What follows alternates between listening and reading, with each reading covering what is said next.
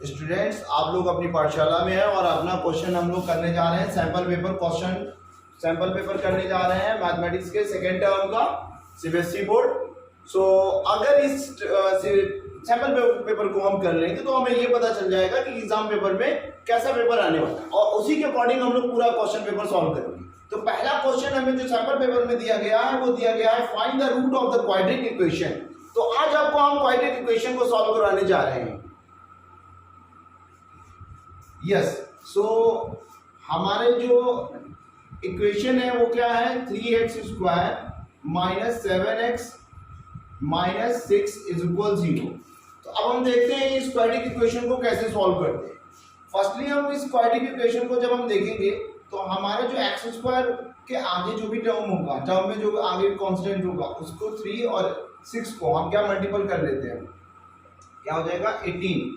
तो 18 के ऐसे फैक्टर करेंगे, यहाँ पर देखिए माइनस लगा हुआ है, अगर यहाँ पर माइनस है तो 18 के ऐसे फैक्टर करेंगे कि मल्टीपल करने पर 18 आए एंड जो यहाँ माइनस लगा हुआ है ना, सब्ट्रैक्ट करने पर कितना आए 7 आए। तो ऐसे दो फैक्टर करने हैं। देखिए 19 के अगर हम फैक्टर करेंगे तो वो फैक्टर हमारे हो जाएंगे, देखिए 9 मल्टीपल 2 कितना हो जाएगा 18 हो जाएगा, 9 मल्टीपल 2 18 हो जाएगा एंड 9 से 2 को सब्ट्रैक्ट करेंगे तो हमें 7 मिल जाएगा। देखिए हमारी जो कंडीशन है वो ये अप्लाई हो रही है यहाँ पर, तो ऐसी कंडीशन अप्लाई होनी चाहिए।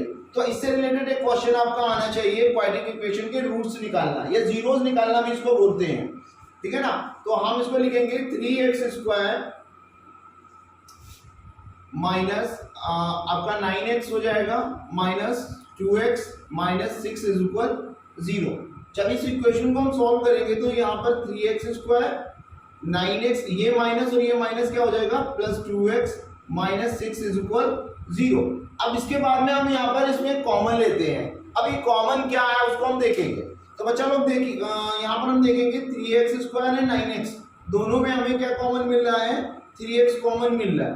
देखिए तो 3x कॉमन जब लेंगे तो यहाँ पर हमारे पास में x रह जाएगा, तो समझ रहे हैं। तो हमें यहाँ पर x कॉमन मिल जाएगा। उसके बाद में देखिए यहाँ माइनस है तो माइनस पुट करेंगे, 3 3 जा 9 यानी कि 3 टाइम जाएगा, ठीक है ना।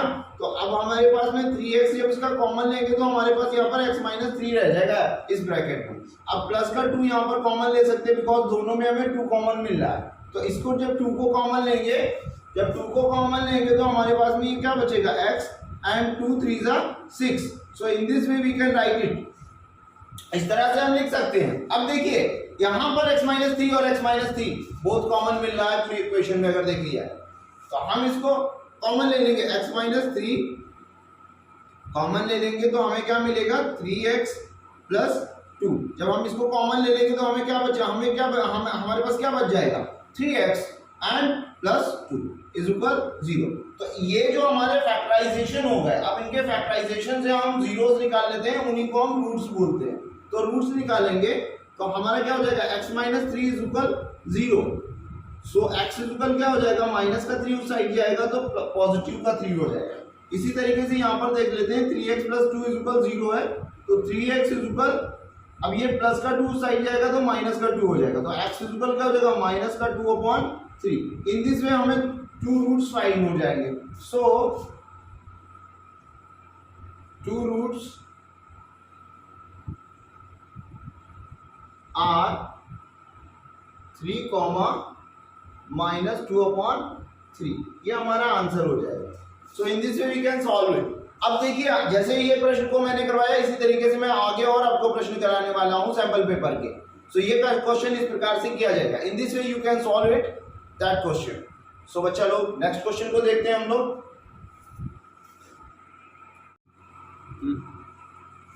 सो जैसा कि सेकंड क्वेश्चन बच्चा लोग हमारे सामने है जिसमें k की वैल्यू फाइंड करनी है और ये आपका मॉडल पेपर का सेकंड क्वेश्चन है।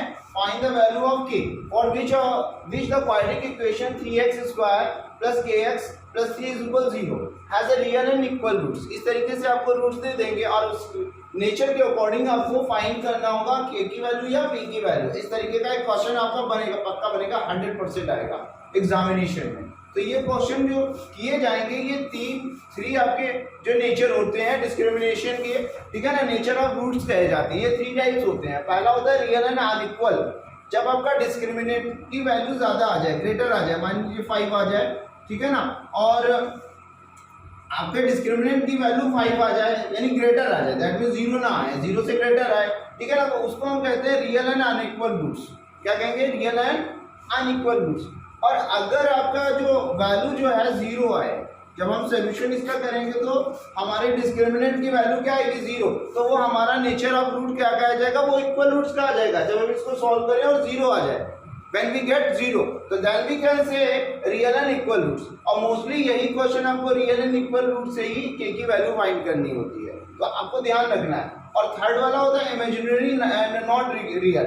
इमेजिनरी एंड नॉन रियल तब होगा बच्चा लोग जब आपका जो 0 जो होगा वो ग्रेटर हो जाएगा। अब 0 ग्रेटर कैसे हो जाएगा? जब वैल्यू माइनस में फाइंड आउट हो जाए, -1, -3, -5, लाइक इस तरीके से कोई वैल्यू फाइंड आउट हो, तो वो कौन सी हो गए रूट्स? वो इमेजिनरी रूट्स हो गए। तो समझ रहे हैं, इमेजिनरी रूट्स काल्पनिक जो है उनको रूट्स बोला जाएगा, ठीक है ना। तो जीरोस आपके जो है इमेजिनरी हो जाएंगे। ये 3 रूट्स जो नेचर ऑफ रूट्स कहे जाते हैं, इन्हीं के अकॉर्डिंग हम क्वेश्चंस को सॉल्व करते हैं। और जो ये आपकी इक्वेशन दी गई है, ये क्वाड्रेटिक इक्वेशन की क्या है? स्टैंडर्ड फॉर्म है। इसी के अकॉर्डिंग हम सॉल्व करते हैं। जो एक्स स्क्वायर के जस्ट आगे होता है उसको हम ए बोलते हैं, एक्स के आगे जो होता है उसको हम बी बोलते हैं, राइट। और जो ये नंबर हमारा कांस्टेंट होता है इसको सी बोलते हैं। तो इसको हम कैसे करेंगे इसको हम देख लेते हैं। चलिए इसको हम समझते हैं, ठीक है ना। तो हमारे जो स्टैंडर्ड फॉर्म क्वाड्रेटिक इक्वेशन थी वो ax² + bx + c = 0 थी। तो a हमारा क्या हो जाएगा? a हमारा इस क्वाड्रेटिक इक्वेशन में क्या हो जाएगा? देखिए हमारी क्वाड्रेटिक इक्वेशन 3x² + kx + 3 = 0 है। सो a हमारा हो जाएगा 3 एंड b इक्वल हो जाएगा k and c equal 3। In this way we can write the value of abc। Yes, इसके बाद में क्या रहेगा? डिस्क्रिमिनेंट का फॉर्मूला रहेगा। क्या रहेगा?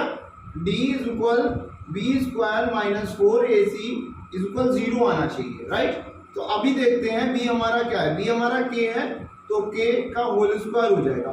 4 × a क्या है हमारा? a है हमारा 3 and c = 3। So a = 3 and c = 3. In this way we can put the value of these. Yes, इस तरीके से हम वैल्यूज को पुट कर देंगे। k² को जो बाहर आउट करेंगे तो क्या हो जाएगा? k² हो जाएगा। Yes, and after that 4 3 is 12 and 12 3 is 36। क्या आ जाएगा? 36। अब ये माइनस का 36 जो है और इसको हम उस साइड ले जाएंगे, इसको हम उस साइड ले जाएंगे। जब उस साइड ले जाएंगे ये क्या हो जाएगा? पॉजिटिव में 36 हो जाएगा। इसका जैसे ही हम स्क्वायर हटाएंगे तो इस पर क्या आ जाएगा? रूट आ जाएगा।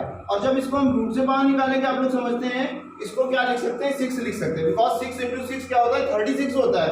और रूट से निकालने के लिए हमें इसको स्क्वायर रूट से निकालने के लिए क्या कर लेना? फैक्टर कर लेना। In this way we can find out the answer, ठीक है ना। तो हमें रियल एंड इक्वल रूट से क्वेश्चन आएगा, इस तरीके से हमें k की वैल्यू p की वैल्यू हमें फाइंड आउट करनी होगी, ठीक है ना बच्चों लोग। तो इस तरीके से हम इस क्वेश्चन को करेंगे। फिर अब हम नेक्स्ट क्वेश्चन करने जा रहे हैं और ये क्वेश्चन बहुत ध्यान से आप लोग करिएगा क्योंकि आपके एग्जाम में आएगा।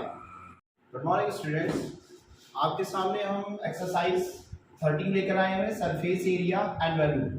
इससे रिलेटेड कुछ इंपॉर्टेंट क्वेश्चन आपके सामने हम लेकर आए हुए हैं। और उस क्वेश्चन में सबसे पहला क्वेश्चन जो आपके लिए बहुत ही महत्वपूर्ण है, इंपॉर्टेंट है, वो हम कराने जा रहे हैं। इस प्रश्न को हम इस प्रकार करेंगे, देखते हैं हम लोग। पहले हम प्रश्न को पढ़ते हैं। 2 क्यूब्स ईच ऑफ वैल्यू 64। आपको 2 क्यूब्स दे दिए गए हैं और उनकी वैल्यू दे दी गई है 64। 2 क्यूब्स दे दिए गए हैं और उनके ईच की वैल्यू दे दिया गया 64 centimetre and 64 centimetre. Into int को जोड़ दिया जाए। अगर इन दोनों के इंटू इंट को जोड़ दिया जाए तो वो इस तरीके से जुड़ जाएगा और वो क्यूबाइड के शेप में आ जाएगा। तो अब इन दोनों को जोड़ने के बाद में जो क्यूबाइड का सरफेस बनना है, cube plus cube is equal एक क्यूबाइड बनना है, तो उसका आपको सरफेस एरिया निकालना है। जैसा कि आप लोग सरफेस एरिया का फॉर्मूला जानते हैं, 2LV BH एंड HF, ये सरफेस एरिया का फॉर्मूला होता है, ठीक है ना। और हमें जो दिया गया है वहां से हम स्टार्ट करते हैं, देखते हैं हमें दिया क्या गया है। देखते हैं हमें क्या दिया गया है। हमें गिवन किया गया है, given the volume of cube. हमें वॉल्यूम ऑफ क्यूब दे दी गई है, तो हम लिखेंगे वॉल्यूम ऑफ क्यूब। तो वॉल्यूम ऑफ क्यूब क्या दे दी गई है? वॉल्यूम ऑफ क्यूब हमको दे दी गई है 64 सेंटीमीटर क्यूब। हमें ये दे दी गई है 64 सेंटीमीटर क्यूब। यस, अब देखिए वॉल्यूम ऑफ क्यूब का फॉर्मूला होता है एच क्यूब। अब चाहे एच क्यूब इसको कह लीजिए और चाहे इसको ए क्यूब कह लीजिए, तो हम क्या लिखेंगे? ए क्यूब। सो ए क्यूब क्या लिख लेंगे हम? ए क्यूब हम लिख लेंगे A cube is equal to 64 cube centimetre cube. Yes, अगर हम इससे साइड निकालना चाहेंगे तो हम क्या कर लेंगे? ये क्यूब जो है, इस क्यूब को जैसे ही हम हटाएंगे, यानी कि यहां से हटाएंगे, वैसे ही ये जो 64 है क्यूब रूट में आ जाएगा। किस में आ जाएगा? क्यूब रूट में। और क्यूब रूट से इसको निकालेंगे तो 4 3 टाइम में इसके फैक्टर हो जाएंगे। और फैक्टर हम क्या लिख सकते हैं? इसको 4 सेंटीमीटर लिख सकते हैं। हम क्या लिख सकते हैं? 4 लिख सकते हैं, ठीक है ना। 64 के अगर फैक्टर करेंगे 4 इंटू 4 इंटू 4, दैट मीन्स क्या होगा? 3 टाइम में फैक्टर होगा और उसको हम ओनली 4 लिख सकते हैं। यस, अब देखिए हमें जो साइड मिल गई है वो a, जो हमें क्या मिल गई है? इसकी a इज इक्वल 4 मिल गई है। अब जब हमने इस a को और इस a को जोड़ा तो दैट मींस ये 4 है और ये 4 है, इन दोनों के ऐड से क्या मिल जाएगा? बन जाएगा 8 सेंटीमीटर। तो हम यहाँ पर इसकी जो लेंथ है, लेंथ को हम क्या कह सकते हैं? 8 सेंटीमीटर राइट कर सकते हैं, जो बना हुआ क्यूबॉइड है, ठीक है ना। एंड जो हमारी हाइट है, हाइट हमारी वही सेम है, अभी हाइट में कोई परिवर्तन नहीं हुआ है, हाइट में कोई परिवर्तन नहीं हुआ है, तो हम हाइट क्या लिखेंगे? हाइट हम 4 सेंटीमीटर ही लिखेंगे। एंड ब्रीथ बच्चा लोग क्या लिख सकते हैं? We can write it breadth as the same, यानी कि 4 centimetre. So we can write it breadth 4 centimetre हम लिख सकते हैं, जैसा कि हमारा क्यूब में था। अब क्यूबॉइड में केवल लेंथ की जो है चेंजिंग हुई है, जो हमारा चेंज हुआ है वो ओनली लेंथ चेंज हुआ है। तो अब देखिए अब ये हमारा क्यूबॉइड बन गया, तो हमें क्या निकालना है? Resulting surface area of cuboid, ठीक है ना। तो हम लिखेंगे the surface area of cuboid. Surface area of cuboid क्या होता है? 2 LB BH and HL।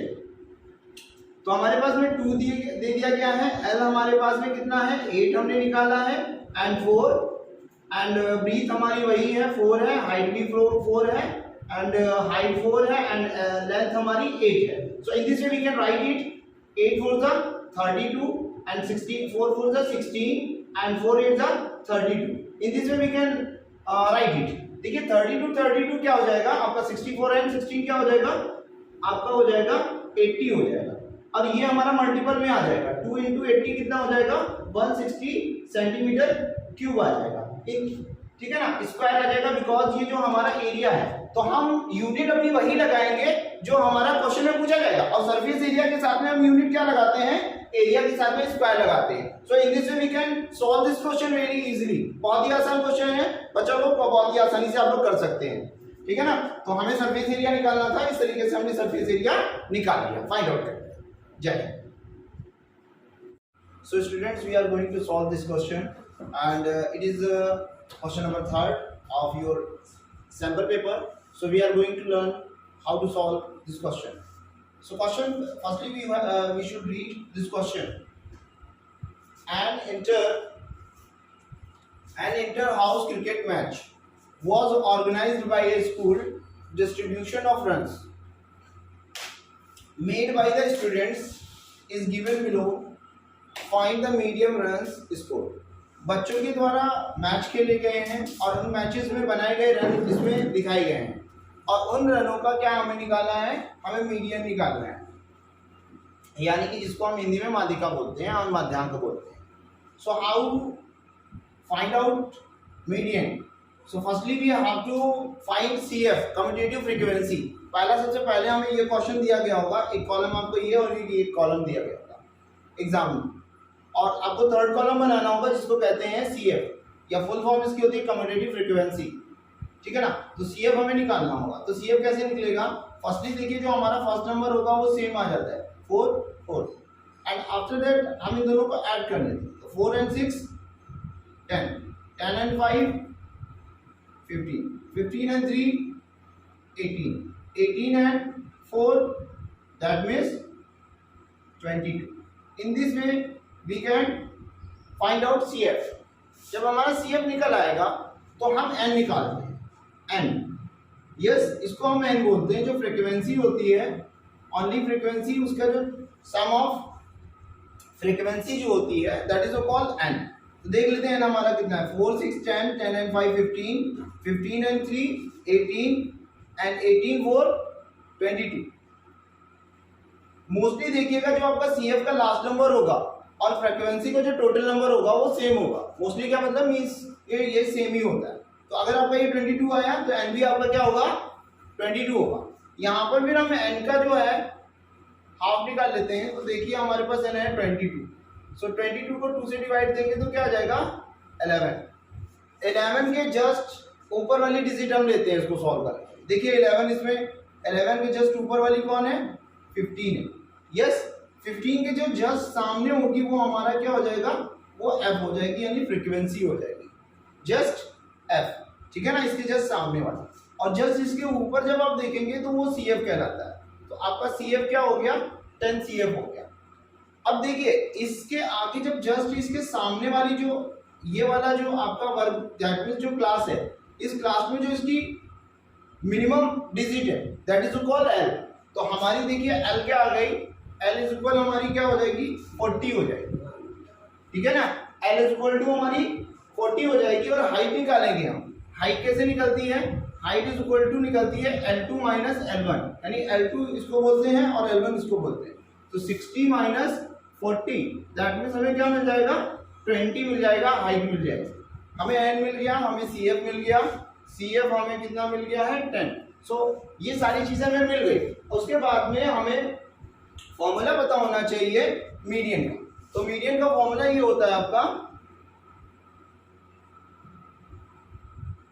Median is equal to, इसका फॉर्मूला होता है L plus N upon 2 minus C F upon F multiple में H, ठीक है ना। देखिए बच्चा लोग आपको L दे दी गई है, L कितनी है 40। In this way we can write it and n upon 2। देखिए n अपॉन 2 हम यहाँ पर निकाल चुके हैं 11, तो डायरेक्ट हम n अपॉन 2 की जगह पर 11 पुट कर सकते हैं, 11 पुट कर सकते हैं। सो ध्यान दीजिएगा, बहुत ही आसान क्वेश्चन है, बड़ी ही इजी वे में आप कर सकते हैं। सो 11 हमने यहाँ पर पुट कर दिया। फिर उसके बाद में देखेंगे हमारे पास सी एफ क्या है, सी एफ हमारे पास में 10 है। एंड आफ्टर दैट देखिए हमने एफ क्या फाइंड आउट किया था, एफ हमने फाइंड आउट किया था, एफ हमने फाइंड आउट किया है 5। सो हमारा एफ हो जाएगा 5 एंड हाइट कितनी है 20। यस, समझ में आ रहा होगा, बहुत इजी क्वेश्चन। इस तरीके का आपको एक क्वेश्चन मिलेगा मीडियन निकालने का, तो इसको आप सिक्योर कर लीजिए बस। देखिए कैसे सिक्योरिटी, 5 1 5 5 4 20, 5 एकम 5 5 चक्कू 20, इस तरीके से इसको सिंप्लीफाई कर लेंगे, ठीक है ना। 40 11 minus 10 that means 1 and 1 multiple 4 that means 40 plus 4 1 4 that means 44 हमारा क्या निकल आएगा, मीडियन निकल आएगा। In this way we can solve it this question. So बच्चे लोग आप लोग कंप्लीट करिए उसको, हम नेक्स्ट क्वेश्चन करने जा रहे हैं। सो नेक्स्ट क्वेश्चन आपके सामने क्वेश्चन नंबर 4 जो आपके सैंपल पेपर का है, कह रहा है find the common difference. You have to find the common difference of the AP. AP का आपको कॉमन डिफरेंस फाइंड करना है और उसमें आपको 4 9 और 14 ये आपको एपी दे दी गई है। If the first changes to 6, अगर फर्स्ट टर्म को आपको चेंज कर दिया जाए, ये कह रहा है अगर फर्स्ट टर्म को चेंज कर दिया जाए, अगर फर्स्ट टर्म को चेंज कर दिया जाए 6 में, the common difference remain the same, common difference same रहे, तो आपको नई एपी इसी से बनाएंगे। तो फर्स्टली हम लिखते हैं गिवन एपी हमें क्या दे दी गई है 4 9 14, ये हमको एपी दे दी गई है। तो हम फर्स्ट ऑफ ऑल क्या लिखेंगे, फर्स्ट टर्म, ठीक है ना। तो फर्स्ट टर्म, इसको फर्स्ट टर्म लिख लीजिए या A1 लिख लीजिए, शॉर्ट में आप A1 लिख सकते हैं, जरूरी नहीं फर्स्ट टर्म ही लिखिए, ठीक है ना। तो फर्स्ट टर्म हमारा A1 कितना हो जाएगा, ये हमें 4 दिया है, तो इससे 4 के बाद में हम कॉमन डिफरेंट क्या निकाल लेंगे, D निकाल लेंगे। इसको कॉमन डिफरेंट भी बोलते हैं, कॉमन, ठीक है ना, common difference.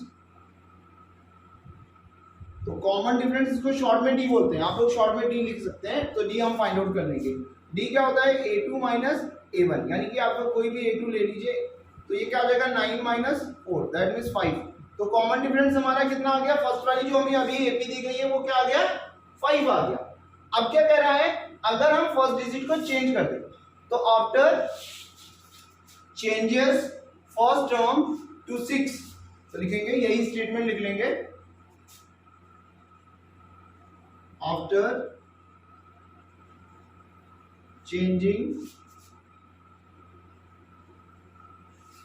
First term to 6 then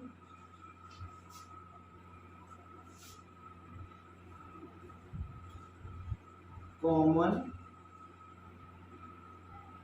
difference of new F कह रहा है अगर 6 को हम फर्स्ट टर्म को क्या किसमें चेंज कर दें, 6 में चेंज कर दें, तो जो कॉमन डिफरेंस बनेगा न्यू एपी का कॉमन डिफरेंस वो बताना। तो हमने लिख लिए after changing first term to 6 में चेंज करने पर देन कॉमन डिफरेंस बोले तो D of new AP. So you have to find out D of new AP. So firstly हम क्या करेंगे, जो हमारा ये 4 है इसकी जगह पर हमने क्या लिख दिया, 6 लिख देंगे। तो लेकिन हमें A1 लिखना पड़ेगा, तो A1 हमारा फर्स्ट डिजिट क्या हो जाएगा, 6 हो जाएगा। अगर मैं A2 की बात करूंगा यानी दूसरे टर्म की बात करूंगा, A1 होता है फर्स्ट टर्म, A2 होता है सेकंड टर्म। तो सेकंड टर्म को अगर हम लिखेंगे तो क्या हो जाएगा 6 + 5 यानी क्या हो जाएगा 11, ठीक है ना। इसी तरीके से अगर हम A3 निकालेंगे तो क्या हो जाएगा, A3 हमारा हो जाएगा, A3 अगर हम लिखेंगे तो क्या हो जाएगा, A3 में हमारा फिर 5 ऐड हो जाएगा, ठीक है ना। या हम ऐसे डायरेक्ट कह सकते हैं A + 2D, ठीक है ना, कॉमन डिफरेंस से ऐड कर सकते हैं A + 2D। तो A हमारा कितना है 6 है, 2 × 5 यानी क्या हो जाएगा 16 हो जाएगा A3, और A4 कितना हो जाएगा A + 3D, ठीक है ना। तो A हमारा कितना है 6 है और 3 × D हमारा कितना है 5 है। बात समझिएगा, D कैसे आ जाता है, वो आपके वही वाले फॉर्मूले से आ जाएगा, या आप 5 अगले नेक्स्ट टर्म में ऐड करते रहेंगे, राइट, ठीक है ना। तो 6 + 5 = 15 यानी कि 21। सो इन दिस वे हम फाइंड आउट कर सकते हैं A1, A2, A3। तो आपने कहा था कॉमन डिफरेंस, आपने क्वेश्चन में कहा था and the common difference remain the same, right the AP, आपको न्यू AP लिखनी थी। तो AP आपकी न्यू क्या हो जाएगी, तो फर्स्ट में आपका 6 आ जाएगा कॉमन, सेकेंड आपका क्या आ जाएगा 11 आ जाएगा, एंड 16 आ जाएगा, एंड 21 एंड कॉमन डैश। इस तरीके से आप AP को लिख सकते हैं, ये हमारा आंसर हो जाएगा।